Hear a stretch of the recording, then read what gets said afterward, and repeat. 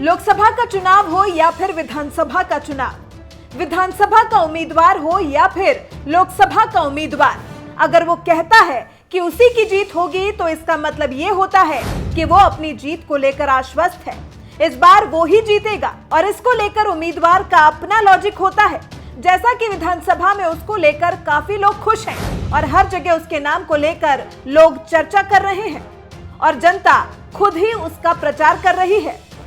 और इस मामले में और भी बातें कही जा सकती हैं, लेकिन अगर उस पार्टी का मुखिया और देश का बड़ा चेहरा जिसके नाम को लेकर देश का चुनाव हो रहा है, अगर वो ये बात कह रहा है तो इसका मतलब क्या निकाला जाए कि 2019 लोकसभा चुनाव एक बार फिर वो ही जीतेगा और वो ही फिर दोबारा प्रधानमंत्री बनेगा।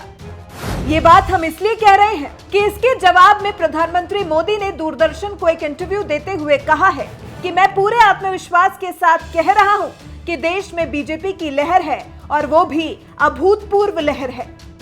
जिस तरह जनता का समर्थन 2014 के चुनावों में मिला था, ठीक उसी तरह जनता 2019 में भी समर्थन दे रही है। दूरदर्शन से बात करते हुए प्रधानमंत्री मोदी यही नहीं रुके और आगे यूपी का जिक्र करते हुए कहा कि सपा, बसपा और कांग्रेस इतने डरे हुए हैं कि पूछना ही नहीं और गठबंधन करके आ गए, फिर भी हम यूपी में बढ़त बनाए हुए हैं। और वहीं कांग्रेस अध्यक्ष राहुल गांधी ने केरल की वायनाड सीट से चुनाव लड़ने का विकल्प चुन लिया है।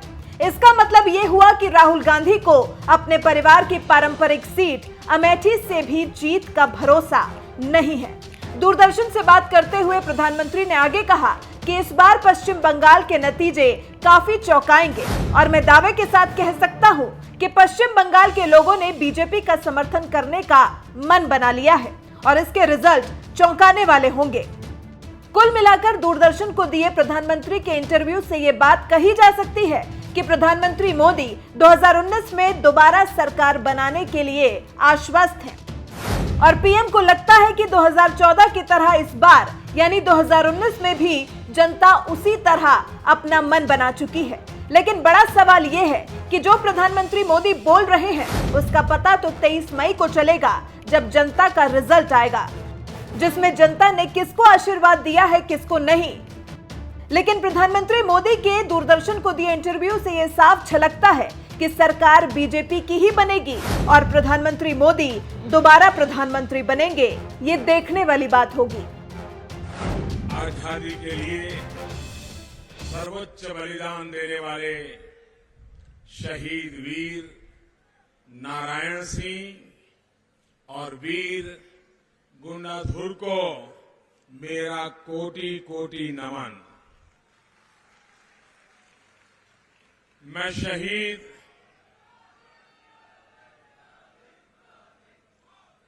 शहीद भीमा मंडावी और हमारे 4 जवानों को भी आदरपूर्वक श्रद्धासुमन अर्पित करता हूं। लोकतंत्र की रक्षा के लिए जो बलिदान आपने दिया है उसको ये देश हमेशा हमेशा याद रखेगा। साथियों, ये दुर्भाग्यपूर्ण है कि हमला उस क्षेत्र में हुआ जहां नक्सलियों के प्रभाव को बहुत कम किया जा चुका था। सवाल ये कि आखिर ऐसा क्यों हुआ?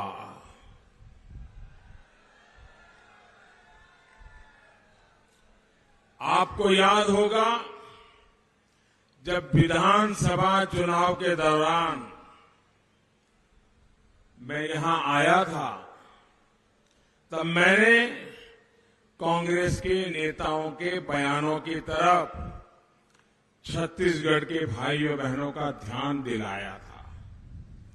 तब नक्सलियों को क्रांतिकारी बताने का एक दौर कांग्रेस के भीतर चल पड़ा था। नक्सलियों को क्रांतिकारी कह रहे थे। आज जो यहां हो रहा है वो कांग्रेस द्वारा नक्सलियों का हौसला बढ़ाए जाने की वजह से ही हो रहा है।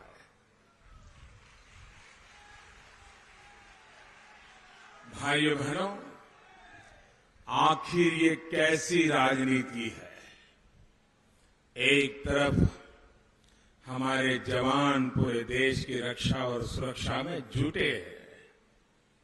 आदिवासी इलाकों में, पिछड़े इलाकों में नई सड़कें बने, रेल लाइनें बिछे, गांव-गांव बिजली पानी पहुंचे, गांव-गांव में मोबाइल का नेटवर्क पहुंचे, उद्योग धंधे लगे। इसके लिए हम सभी दिन रात लगे हैं। वहीं दूसरी तरफ फिर से प्रदेश को हिंसा के भयानक दौर में धकेलने की साजिश चल रही है। नक्सलियों, माओवादियों के इन समर्थकों से आपको सावधान रहने की जरूरत है। साथियों, नक्सलियों का ये मनोबल कांग्रेस के ढकोसला पत्र से भी बढ़ रहा है। कांग्रेस जिसे मैनिफेस्टो कहती है, वो उनका ढकोसला पत्र है और उस ढकोसला पत्र में इसकी बू आ रही है। इस चुनाव में कांग्रेस ने ऐलान किया है कि अगर दिल्ली में उसकी सरकार बनी तो वो राष्ट्रद्रोह का कानून खत्म कर देगी। इसका मतलब क्या हुआ? मतलब ये कि जो यहां जंगलों में शांति से रहने वाले हमारे आदिवासी परिवारों को, बच्चों को भड़काते हैं, जो अपने स्वार्थ के लिए इनको हथियार पकड़ाते हैं, ऐसे लोगों को अब खुला लाइसेंस मिल जाएगा, खुली छूट मिल जाएगी। उन पर वैसी सख्त कार्रवाई नहीं हो पाएगी जो हमारी सरकार कर रही है। भाइयों और बहनों, क्या राष्ट्रद्रोह का कानून हटना चाहिए? पूरी ताकत से बताइए, क्या राष्ट्रद्रोह का कानून हटना चाहिए? कांग्रेस का हाथ विकास के साथ या विनाश के साथ है? क्या आप चाहते हैं कि छत्तीसगढ़ हिंसा के उस पुराने दौर में पहुंच जाए? छत्तीसगढ़ को लैंडमाइन चाहिए या फिर छत्तीसगढ़ को बिजली की लाइन और पानी की पाइपलाइन चाहिए? भाइयों बहनों, कांग्रेस का पंजा सिर्फ नक्सलियों के साथ ही नहीं है, बल्कि उन लोगों के साथ भी है जो देश के टुकड़े टुकड़े करना चाहते हैं।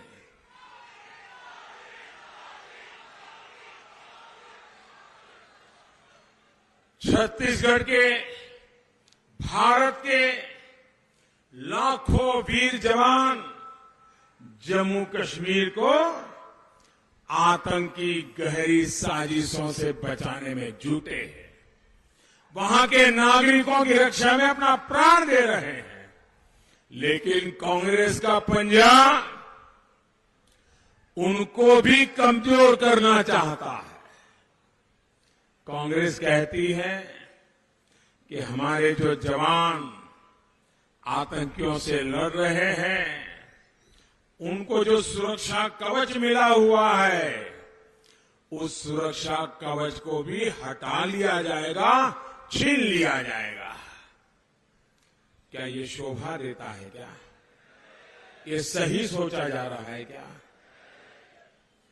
देश के लिए जान हथेली पर रखने वाले हमारे सपूतों को जो एक विशेष कानूनी अधिकार मिला है, उसको कांग्रेस छीनना चाहती है।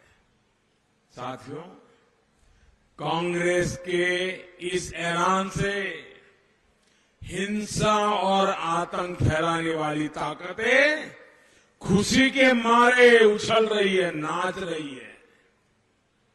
क्या कांग्रेस को आप देश की सुरक्षा से, अपनी सुरक्षा से खिलवाड़ करने देंगे?